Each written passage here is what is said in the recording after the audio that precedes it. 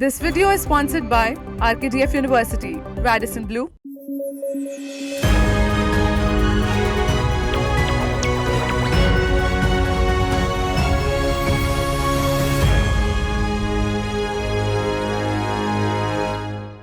The Israeli military has issued evacuation orders to residents in central Rafah, indicating a significant escalation of its military operations in the city. This move poses a threat of displacement for hundreds of thousands, more people raising concerns about the worsening situation in the region.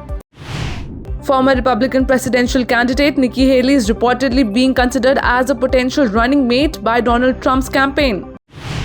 Senior Russian leader Dmitry Medvedev has stated that Russia is conducting nuclear exercises to prepare a response to any attack on its soil with the support of the West. These remarks come as Russia plans to conduct exercises involving tactical nuclear weapons amid the ongoing conflict with Ukraine.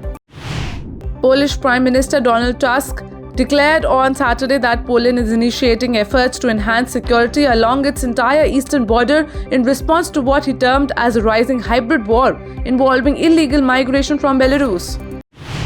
Maldives Minister of Foreign Affairs Musa Zamir stated on Saturday that 76 Indian military personnel were replaced by civilian employees of Hindustan Aeronautics Limited, the manufacturer of the helicopters gifted by India.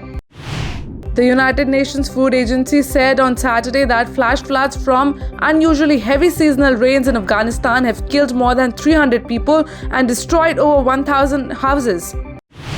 South Africa urged the United Nations top court on Friday to implement additional emergency measures to restrain Israel, citing concerns that its military incursion in Rafah poses a grave threat to the survival of Palestinians in Gaza. Scientists in China have developed a new artificial intelligence model called EdDelStem capable of forecasting flood risk and stream flow across the world, even in regions lacking hydrological records. U.S. Energy Secretary Jennifer Granholm is scheduled to visit Saudi Arabia and the United Arab Emirates next week to focus on climate cooperation and other pertinent matters, according to two Biden administration officials who spoke to Reuters on Friday. A group of American lawmakers has raised concerns over the vulnerability of U.S. bases and aircraft in the Pacific region to Chinese missile threats, urging immediate action from the Pentagon to address the issue. Russia has asserted that it has seized a total of 9 villages in its ongoing offensive in eastern Ukraine's Kharkiv province. Following Russia's launch of the offensive, Ukrainian authorities have evacuated thousands of people from areas in Kharkiv bordering Russia. At a rally on Saturday, former US President Donald Trump received praise from his enthusiastic New Jersey audience as he performed a rendition of a 1963 Soul song and referred to a fictional cannibal as great. Amid pro-Palestinian protests that swept college campuses across the United States, Cornell University President Martha E. Pollack announced her decision to step down from her post by the end of June. UN Secretary General Antonio Guterres on Sunday urged an immediate halt to the Israel-Hamas war in Gaza, the return of hostages and a surge in humanitarian aid to the besieged Palestinian territory. खानदानी लुटेरों की कोशिश होगी बेकार, फिर एक बार मोदी सरकार।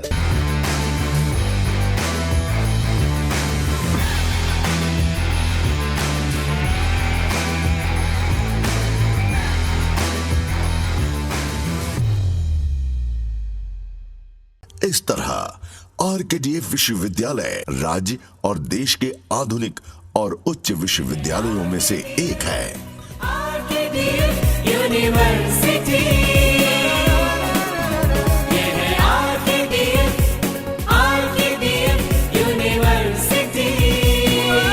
RKDF University, a world-class university. Education glorifies nation.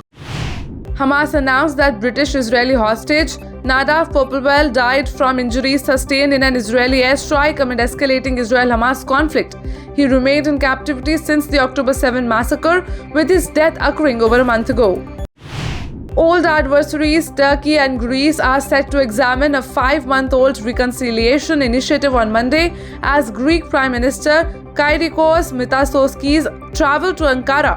The two NATO members, known for decades of animosity, tense borders and dispute waters, agreed to set aside their differences last December. The US Federal Aviation Administration, sharply criticized after the crashes of the two Boeing planes in 2018 and 2019, is again being dragged into a maelstrom surrounding the major American aerospace manufacturer. Violent clashes involving heavy weaponry have erupted in a major city in Sudan's western region of Darfur, as stated by a senior UN official. The violence broke out in populated areas of El Fasher, posing a significant risk to approximately 8 lakh people, according to Clementine Nweka Salami, the UN's humanitarian coordinator from Sudan. The skies over Ladakh illuminated with crimson hues on Saturday night as a solar storm brought renowned aurora lights to India. The solar storm, which struck the earth on the intervening nights of Saturday and Sunday, is reported to be the most powerful in nearly 2 decades. Following a hoax at Delhi schools, Burari Government Hospital and Sanjay Gandhi Hospital in Mangolpuri have received bomb threat emails. Delhi Fire Official Services confirmed ongoing search operations at the locations. Manipur Chief Minister N. Biren Singh on Saturday said that a state cabinet subcommittee had detected 2,480 illegal immigrants in 2023, but the campaign was cut short after violence broke out on May 3 last year. Air India Express is slowly restoring its flight and stabilizing the network, an official said on Sunday, while the cabin crew union emphasized that all the members who had reported sick had joined the duty. The Apex Health Research Body ICMR has cautioned that food labels on packaged items can be misleading, emphasizing the need for consumers to carefully read the information to make informed and healthy choices. It further highlighted that sugar-free foods may be high in fats and packed fruit juices may contain as little as 10% fruit pulp. As the Eastern Ladakh military standoff entered its 5th year, External Affairs Minister S. Jaishankar said India hopes for a resolution of the remaining issues with China and asserted that a return to normal bilateral ties hinges on peace and tranquility at the border. The capital of Bihar, Patna, was captivated by Prime Minister Narendra Modi on Sunday as he held a spectacular road show amidst the ongoing Lok Sabha elections. The charismatic leader traversed a distance of about 1.5 kilometers and a half atop a vehicle adorned in saffron and embellished with flowers. Uttar Pradesh Chief Minister Yogi Adityanath remarked on Sunday that the DNA of Congress, Samajwadi Party and other allies of the Indie bloc resembles that of Pakistan, where people are suffering from hunger and development is lacking.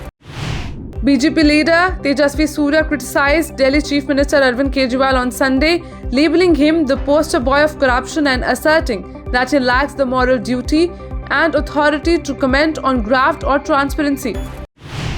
Union Minister of Commerce and Industry Piyush Goyal, in an exclusive interview with Network 18 Group Editor-in-Chief Rahul Joshi, criticized the Congress for ceding land to China. He emphasized that the BJP government has prioritized ensuring India's borders are secure. External Affairs Minister S. Jaishankar expressed concern over the delay in implementing the India-Middle East-Europe Economic Corridor due to the current situation in West Asia.